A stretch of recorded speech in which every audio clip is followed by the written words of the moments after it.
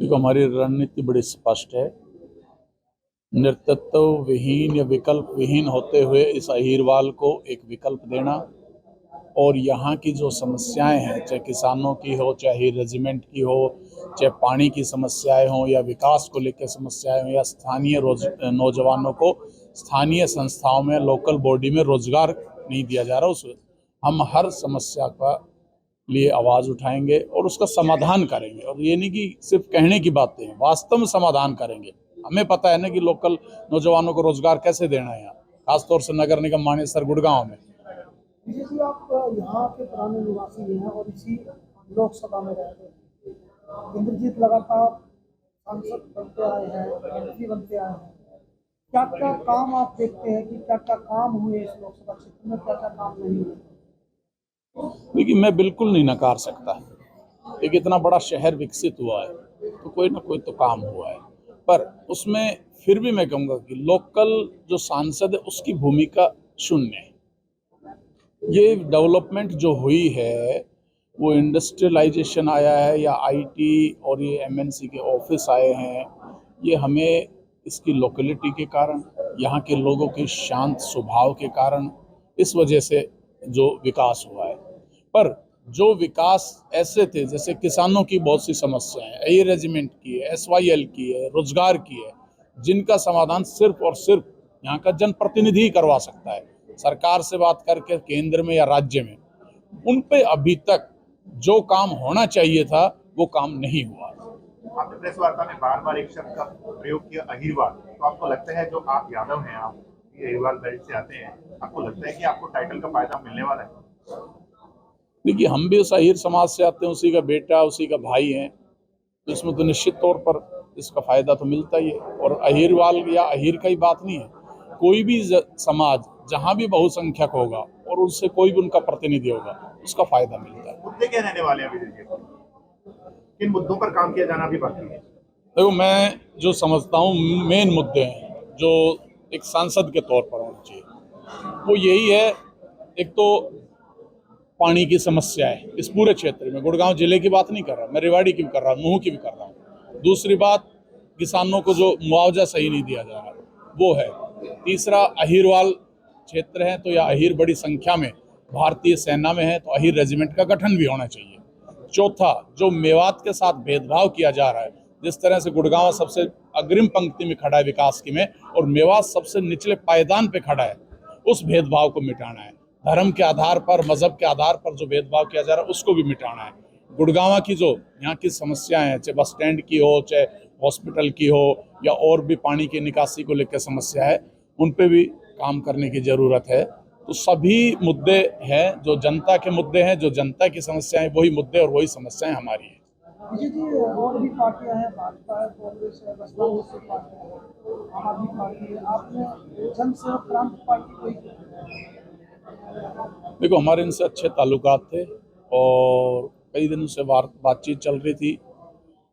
और रही बात जो बड़ी बड़ी पार्टियां बताई आपने, उनसे हमारी विचारधारा मेल नहीं खाती, क्योंकि उनका अब एक अपना क्राइटेरिया है। हम उस क्राइटेरिया में बंध के गूंगे बहरे रह के काम नहीं करते।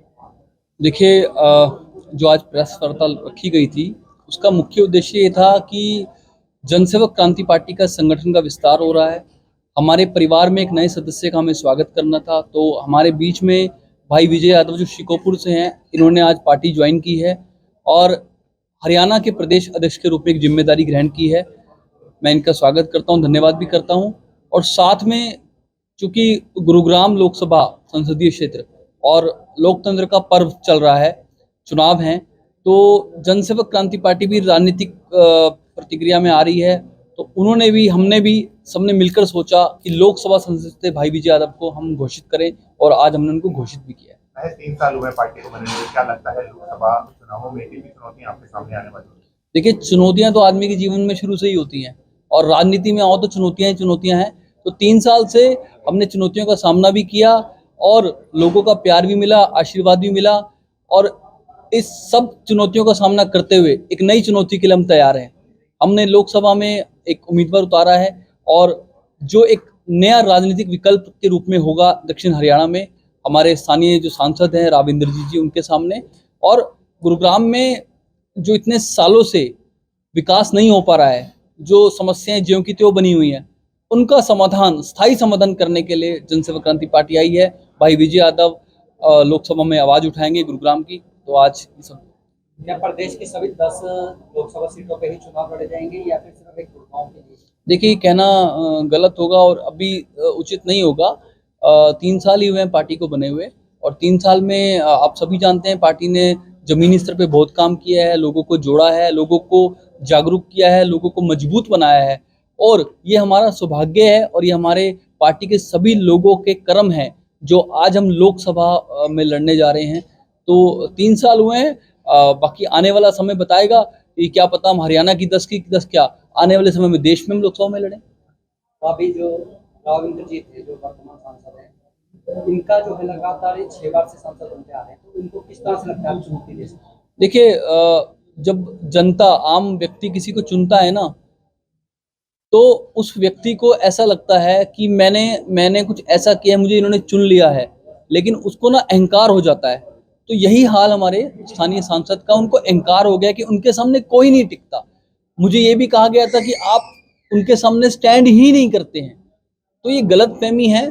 जनता ही आपको राजा बनाती है, जनता ही आपको नीचे गिराती है, और अब समय आ गया है कि दक्षिण हरियाणा की जनता तैयार है बदलाव के लिए, परिवर्तन के लिए, और वो अब नेता नहीं चाहते, वो राजा नहीं चाहते, क्योंकि अब जमाना बहुत आगे बढ़ गया है, लोग समझदार हो गए हैं, शिक्षित हो गए हैं, तो अब जनता एक सेवक चाहती है। जी, आपकी पार्टी गुरुग्राम विधानसभा में लोकप्रिय है तो कुछ सकती है जी। इसके अलावा 8 और विधानसभाएं हैं, इस तरह से लोगों तक पहुंचेंगे? देखिए, इसकी रणनीति पूरी तैयार की गई है। 9 विधानसभाएं हैं। जरूर गुरुग्राम विधानसभा में जनसेवक क्रांति पार्टी किसी परिचय की मोहताज नहीं है, लेकिन आप ये समझिए कि जो 9 की 9 विधानसभाएं हैं, तो इसमें हमारे साइलेंट लोग भी हैं। बहुत ऐसी लॉबी है जो जनसेवक क्रांति पार्टी को सपोर्ट करती है, जो कई दिनों से वेट कर रही थी कि आप अपना कैंडिडेट उतारें तो हम उनको वोट डालें, हम उनको सपोर्ट करें। तो ये पूरा ब्लूप्रिंट है, समय आने पे आपको बताया जाएगा, और सभाएं वो आपके सामने प्रमाणित होंगी। संगठन नहीं है, संगठन को लेकर कैसे? चलो, संगठन क्या होता है? आप आज एक देश की सबसे बड़ी पार्टी, मैं कहूंगा, जिन्होंने निचले स्तर से लेकर ऊपर तक के पद बांट दिए, सिर्फ वो कागजों पे संगठन होता है। संगठन का मतलब होता है कि अगर कोई व्यक्ति, कोई नागरिक सेवा का भाव चाहता है, जिसके अंदर सेवा का भाव हो, जो ये चाहता है कि परिवर्तन हो, जो चाहता है कि उनकी समस्याओं को कोई उठाए, उनके मुद्दों को कोई उठाए, उनके हक के लिए कोई लड़े, वो संगठन होता है। अब लोग ही तो संगठन है। ये बार बार ये शब्द आता है कि संगठन नहीं है, संगठन नहीं है। मैं कहता हूं, अगर कोई व्यक्ति ये सोचता है कि बदलाव आना चाहिए, परिवर्तन आना चाहिए, तो वो संगठन का हिस्सा है।